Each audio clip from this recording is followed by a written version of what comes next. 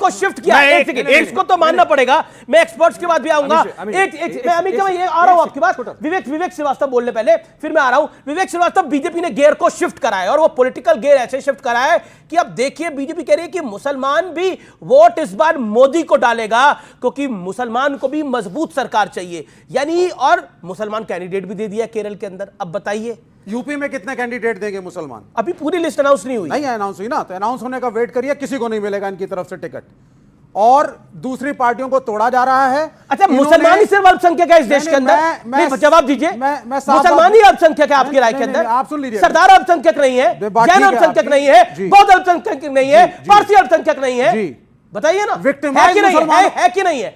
है कि नहीं है? है सारे, लेकिन विक्टिमाइज मुसलमानों को किया जाता है। मैं यूपी के दौरे पे था, पूर्वी उत्तर प्रदेश पूरा घूम करके आया हूं। इन लोगों ने सारे वोट पोलराइज करे हुए हैं, हिंदू मुसलमान के अलावा वहां की जनता कोई बात नहीं कर रही। इन्होंने डिवाइड किया सोसाइटी को, यह सबसे खतरनाक चीज है। जहर बोया है और पोलराइज इतना किया है, किसी मुसलमान को टिकट उत्तर प्रदेश में नहीं देंगे। विवेक भाई बात करते हैं, विवेक भाई एक सेकंड, विवेक भाई करते हैं देश की। विवेक भाई एक जी, अगर ये कौन डिवाइड करा, व्यूअर्स आप भी सुनिए और जो दर्शक उस तरफ है वो भी सुने।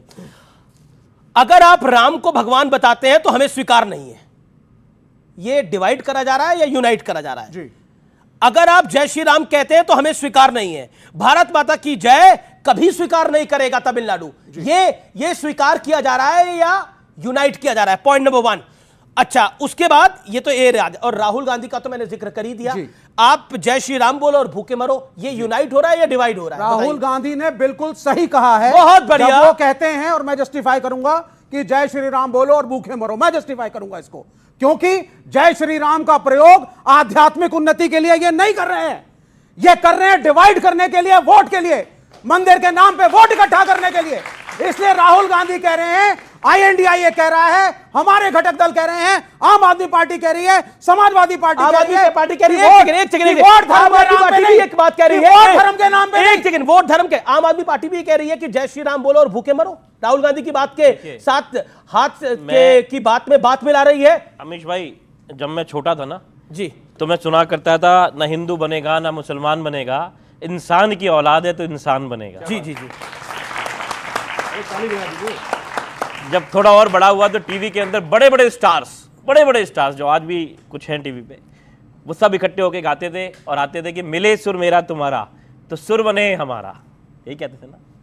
आज मैं ये देख रहा हूँ कि जो डिबेट शुरू हुई और यही चलती जाएगी, हिंदू मुस्लिम हिंदू मुस्लिम हिंदू मुस्लिम। देखिए, अगर आप थोड़ा दूसरी तरफ का दिखा देना, अब निशात साहब कौन सी पार्टी में आज, राजभर जी कौन सी पार्टी में आज, क्या क्या नहीं कहा उन्होंने।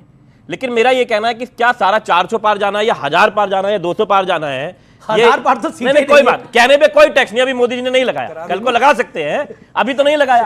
अब जब 400 कह दिया तो 1000 भी कह दो, मैं कह रहा हूं कोई दिक्कत नहीं है। और जब ये कहते हैं कि 35% इसका भी वोट आएगा, मैं कहता हूं 100% सबका वोट लो, काम करो ना सबके लिए। आप किसी को महसूस क्यों कराते हो कोई अलग है, या मुझे क्यों कराते हो, या किसी को भी कोई क्यों न कराए। ये बार बार किसी धर्म की बात मैंने जो आम आदमी पार्टी की बात मैंने ए राजा और राहुल गांधी को कोट करा, क्या वो यूनाइटेड फील करा रहे हैं? हमारी philosophy right from the day one बहुत क्लियर है, हम ना राइट में है ना लेफ्ट में है, बिल्कुल बीच में है। तो राहुल गांधी ने इसका मतलब गलत बोला। एक मिनट सुनिए, एक मिनट मेरे को कहने दीजिए जो मैं कह रहा हूं। मेरा कहना है कि हमारी पहले दिन से एक बात होती थी कि हम शिक्षा की बात करेंगे, चिकित्सा की बात करेंगे, महिलाओं की सुरक्षा की बात करेंगे, हम इन चक्करों में नहीं पड़ना चाहते। ऐसी स्टेटमेंट नहीं देनी चाहिए कि सामने वाला बेवजह का बवाल उठाए। ये आप खुद मान रहे हैं कि राहुल गांधी ने सही नहीं कहा है, क्योंकि लेकिन एक बात और है, दूसरी तरफ से मेरी बात सुनिए, दूसरी तरफ से स्टेटमेंट आएगी तो उसको उस तरीके से नहीं दिखाया जाता। अब तोगड़िया जी कहेंगे मेरी जान को खतरा, होटल में भागेंगे मोदी जी से बच के, नहीं दिखाएंगे। शंकराचार्य मना करेंगे कि राम मंदिर का गलत टाइम पे हो रहा है, आप नहीं दिखाएंगे। अब देखिए, अब राहुल गांधी जी की जो बात है, बहुत पहले वेदों में लिखा हुआ, वेदों को कह रहा हूं सॉरी, बहुत पहले एक ऐसे ही कहावत है गांव में, कहते हैं कि भूखे भजन न भजे गोपाला, ले पकड़ अपनी कंठी माला। तो इसका मतलब ये तो नहीं होगा आदमी पापी हो गया या भगवान को नहीं पसंद कर रहा। बड़ी सिंपल बात है कि भगवान का राम ने उसका एक समय है, लेकिन कर्म का धर्म का दोनों का एक समय, और ये व्यक्तिगत कर्म भी कर रहा है, कोई धर्म भी कर रहा है, दोनों करे, बहुत अच्छी बात है, दोनों करनी चाहिए। अमित जी इन्होंने कहा कि ना हिंदू बनूंगा ना मुसलमान बनूंगा, इंसान की औलाद है इंसान बनूंगा, बहुत अच्छा। मैं पूछना चाहता हूं अमित भाई से, आपको अपने मुस्लिम होने पे गर्व है या नहीं? बेशक सभी को गर्व है। तो मुझे क्यों नहीं गर्व होगा हिंदू होने पे? तो होना, मुझे क्यों नहीं होगा? मुझे क्यों नहीं होगा? यही तो 70 साल से देश में चलता आया, मुसलमान होने पे गर्व करो, अल्पसंख्यकों को देखो और हिंदुओं को बांट दो। हिंदू अस्मिता को खत्म करने की बात होती है, दर्द वहां होता है। इसी देश में 500 साल हम लड़ाई लड़ते रह गए, बहुसंख्यक होने के बावजूद एक अयोध्या का मंदिर बनवाने में हमें 500 साल लग गए। आज भी ज्ञानपीठ पे हमारी लड़ाई जारी है कोर्ट में, आज भी मथुरा में हमारी लड़ाई जारी है कोर्ट में। अगर बहुसंख्यक मेजॉरिटेरियनिज्म जो ये आरोप हम पे लगाते हैं, अगर इसका एक जज्बा हम में होता, इसका एक जज्बा हम में होता, तो क्या जरूरत थी न्यायालय की? अगर ये इस्लामिक देश होता तो क्या इनको मंजिल लेने में टाइम लगता? आपकी पार्टी सिर्फ बहुसंख्यक की है, गायब कर देते। आपकी पार्टी सिर्फ बहुसंख्यक की है। वो किसी के बीच में नहीं बोले। आपकी पार्टी डिसिप्लिन को फॉलो करें विवेक जी, विवेक जी नहीं बोल, डिसिप्लिन, डिसिप्लिन। मेरा एक मामला है, मैं एक बात कहता हूं कि हर एक को अपने धर्म के प्रति आदर और धर्म के प्रति सचेत रहना चाहिए। लेकिन और गौरवान्वित होनी चाहिए। एक प्रश्न मेरा भी है सर, जी बिल्कुल, कि आप कह रहे हैं कि हर एक को अपने धर्म के प्रति सचेत रहना चाहिए, हम सबको अपने धर्म के लिए काम करना चाहिए, लेकिन कर्म भी साथ में करना चाहिए। मेरा पॉइंट यह है कि हिंदू धर्म बीजेपी की बपौती तो है नहीं है, बिल्कुल नहीं है, नहीं है, तो फिर आप उसको अपनी कस्टडी में क्यों रखना चाहते हैं? कहां ये आरोप है आपके अरे ऊपर। क्यों आरोप लगा रहे हो? कौन कस्टडी में रखना चाह रहा है? रामलल्ला का इन्विटेशन, पॉलिटिकल कस्टडी की मैं बात कर रहा हूं। रामलल्ला का जब इन्विटेशन गया तो कहे कि ये बीजेपी का इवेंट है, हम नहीं जाएंगे। रामलल्ला के खाली बीजेपी के हैं? अच्छा, यहां पर कौन कौन लोग भगवान का नाम लेते हैं अपने घरों के अंदर?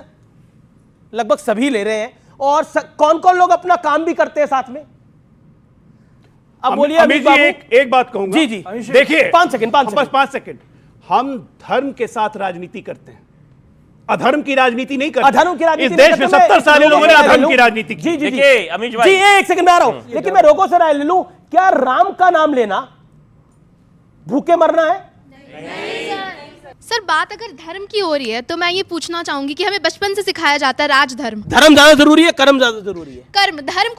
कर्म को ही धर्म मानो ना, क्यों बहुत नहीं? बढ़िया, फिर जी, कर्म को ही धर्म मानो। जी, जी, जी। अगर हम देखें, हमें बचपन से सिखाया जाता है कि अगर कोई नेता जाता है बनने के लिए तो वो अपना घर परिवार त्याग करके अपने देश के लिए करता है।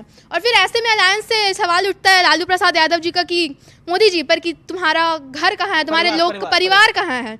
तो फिर क्या हम देखना चाहेंगे कि ऐसे लोग जिनके मन में ये चीज़ है कि परिवार, पर मोदी जी का परिवार तो नहीं है ना, मतलब उन्होंने परिवार छोड़, मोदी जी का 140 करोड़ का परिवार है। वही सिखाया जा रहा है कि पूरा देश उनका परिवार है।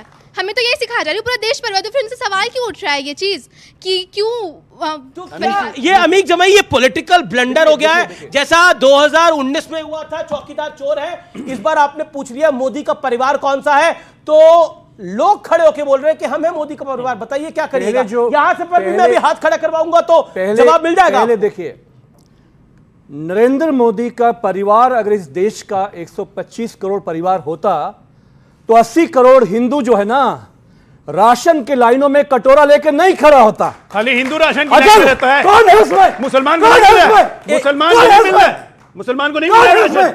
अरे मुसलमान को मैं पूछ रहा हूं कि 14 से लेकर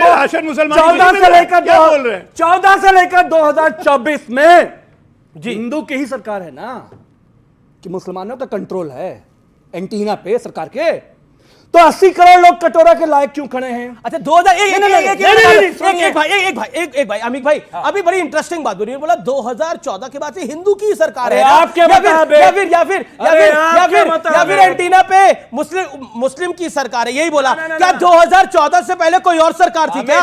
पहले ये मानते जवाब दीजिए। 14 के पहले ये मानते हैं कि मुसलमानों की सरकार थी। 14 के पहले ये मानते थे कि एंटीना हम लोग का है। यस, 14 से पहले भारत के संविधान के आधार पे चलने वाली सरकार थी, सेक्युलर सरकार। भगत सिंह, गांधी, नेहरू, लोहिया, उनके सपने पे चलने वाली सरकार थी। तो मेरा ये सवाल छोटा सा है अमीश भाई, थोड़ा सा दे जी, 30 सेकंड दे। जी जी बोलिए। 80 करोड़ हिंदू नासाज क्यों है? पूरे उत्तर प्रदेश के गांव में आप चल जाओ, किसान गरीब मजदूर रात रात भर फसलों को अपना रखाते हैं। दूसरी बात जी, कानपुर में एक ब्राह्मण मां बेटी का बुलडोजर चला दिया गया, उसकी हत्या हो गई। गलत हुआ वो। पूरे उत्तर प्रदेश में ब्राह्मणों पे जो एट्रोसिटीज हैं वो हिंदू नहीं है। सवाल यह कि अगर आप ये कह रहे हैं कि प्रधानमंत्री हिंदुओं का सबसे बड़ा ठेकेदार है, तो हिंदू परेशान क्यों है? जी जी जी जी, लेकिन अभी आपने बहुत बोली कि देखिए संविधान 2014 से पहले संविधान की बात होती थी। एक बंगाल राज्य है, वहां पे एक संदेश खली है। सोचिए वहां पर एक आरोपी है जिसने 50 से ज्यादा महिलाओं के साथ इतना निर्मम व्यवहार किया है कि उसको मैं यहां पे बता भी नहीं सकता। उन औरतों को पार्टी दफ्तर ले जाके उनके साथ शारीरिक शोषण करने का आरोप है उनके ऊपर। उस व्यक्ति के लिए 55 दिन तक उसको कोई नहीं पकड़ पाया। इंडिया गठबंधन की सरकार थी, टीएमसी की सरकार थी, कोई नहीं पकड़ पाया 55 दिन तक। लेकिन एक दिन में सुप्रीम कोर्ट जरूर पहुंच गया शासन, और आरोपी शाहजहां शेख है या फिर बंगाल की सरकार है। बंगाल की सरकार को क्या जाने की जरूरत थी। पॉइंट सीधा यह है कि संविधान की धज्जियां कैसे उड़ाई गई, यह भी हम सबने देखा है। लोग आलोक आप 30 सेकंड। मैं बस ये कहना चाहता हूं कि बिल्कुल संविधान के हिसाब से 2014 की सरकार, पहले की सरकारें चल रही थी, संविधान के अनुसार ही इमरजेंसी लगा दिया था। संविधान के अनुसार ही प्रधानमंत्री आते थे, कहते थे देश के सारे संसाधनों पर पहला हक अल्पसंख्यक का है। बिल्कुल संविधान ही से चल रहा था भाई। संविधान ऐसा था कि प्रधानमंत्री के ऑर्डिनेंस को कोई भी एमपी फाड़ के फेंक देता था। यही संविधान था, एक पर एक संविधान था। केरला में खुलेआम प्रधान चीफ मिनिस्टर कहते थे यहां धर्मांतरण हो रहा है लेकिन उस पर कार्रवाई हम नहीं कर सकते। यही संविधान था। ऐसे ऐसे संविधान के इन्होंने उदाहरण दिए। सबकी भागीदारी थी, अब एक सभी धर्मों जातियों की, बहुसंख्यक की बात नहीं होती थी प्रधानमंत्री मोदी जो आप करते हैं। हिंदू प्रधानमंत्री हैं। प्रधानमंत्री मोदी इस देश के प्रधानमंत्री हैं जिसमें तमाम धर्म, तमाम संप्रदाय है। इनकी सोच गंदी है।